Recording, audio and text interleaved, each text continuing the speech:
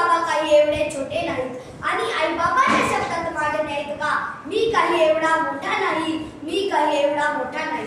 सन्माननीय व्यासपीठ उपस्थित मान्यवर आणि माझ्या मित्रमैत्रिणी, माझ्या भाषणाचा विषय आहे माझे आई बाबा.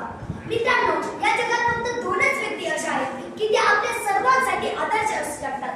ते म्हणजे आपले आई बाबा. आई बाबा म्हणजे काय, आई बाबा म्हणजे कोण, या प्रश्नांचे उत्तर शोधण्याचा मी केलेला हा छोटासा प्रयत्न.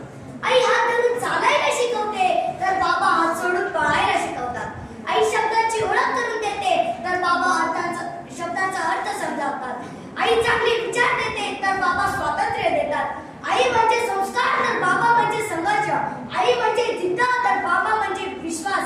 आई भक्ती शिकवते तर बाबा वृत्ती शिकवतात. आई लढण्यासाठी शक्ती देते तर बाबा जिंकण्यासाठी नीती शिकवतात. एकंदरीत काय, स्वतःचे डोळे मिटेपर्यंत जी आपल्यावर प्रेम करते तिला आई म्हणतात, पण डोळ्यात प्रेम न दाखवता जो प्रेम करतो त्याला बाबा म्हणतात. म्हणजेच आईनं बनवलं आणि बाबानं घडवलं.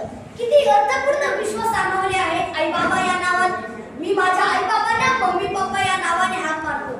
मम्मी म्हटलं की डोळ्यासमोर उभं राहतं ते लवचिक व्यक्तिमत्व, पण पप्पा म्हटलं की डोळ्यासमोर उभं राहतात ते कणखर व्यक्तिमत्व. माझे मम्मी पप्पा माझे मित्र, माझे मार्गदर्शक, माझे गुरु आहेत. ते खूप शिस्तप्रिय, प्रेमळ, उत्साही, सकारात्मक आणि प्रेरणादायी आहेत. जेव्हा जेव्हा मी उदास आणि दुःखी होतो तेव्हा मम्मी पप्पाच मला त्यांच्या शब्दांनी प्रेरित करतात. जेव्हा कष्ट करून मोठ्याचं स्वप्न मी पाहतो पण मनात हारण्याची भीती येते तेव्हा फक्त मी मम्मी पप्पांकडे पाहतो.